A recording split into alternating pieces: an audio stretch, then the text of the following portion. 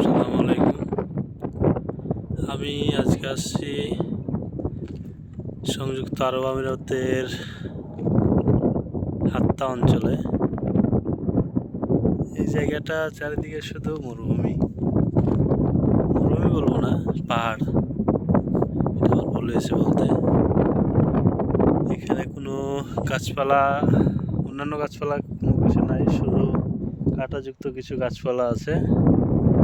এটা আসলে আল্লাহর রহমত ছাড়া কোনোভাবে বেঁচে থাকা সম্ভব না, যেহেতু এখানে পানির খুব সংকট, পানি নাই, চারিদিকে শুধু পাহাড়।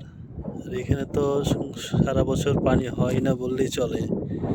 বছরে হয়তো বা 1-2 মিনিট, 10 মিনিট বৃষ্টি হয় কিনা তা সন্দেহ আছে।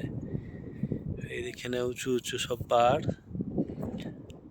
যেদিকে চোখ যায় শুধু পাহাড়। এখান থেকে 10 কিলো গেলে হয়তো বা ওমানের বর্ডার।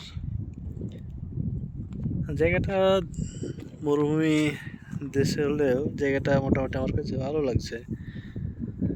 জায়গাটা সুন্দর। মরুভূমির দেশগুলো তো এমনিতেই গাছপালা কম, খাখা করে। তারপরে এখানে কিছু গাছপালা আছে, দূরে দেখতে পাচ্ছেন হয়তো বা ওইদিকে কিছু খেজুরের গাছ আছে, সাথে অন্যান্য গাছ, কাঁটাযুক্ত কিছু গাছ আছে। আল্লাহর রহমত ছাড়া আসলে এগুলো বেঁচে থাকা সম্ভব না।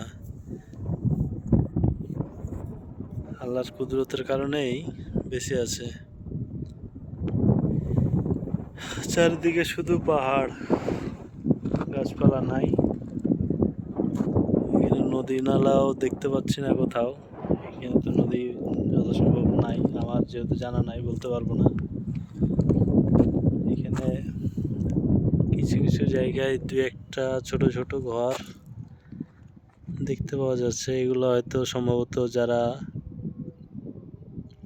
ছাগল অথবা ভেড়া জাতীয় পশু পাখি পালন করে তারা হয়তো এখানে বসবাস করে।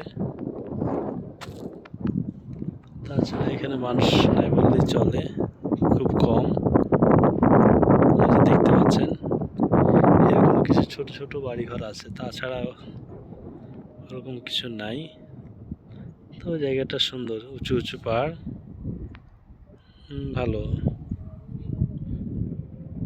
সামনে আর একটা জায়গা আছে, ওখানে ছোট একটা নদী আছে, ড্যাম আছে, ওই জায়গাটা আরো সুন্দর। ওই জায়গাটা আপনাদের সাথে একদিন শেয়ার করবো ইনশাআল্লাহ।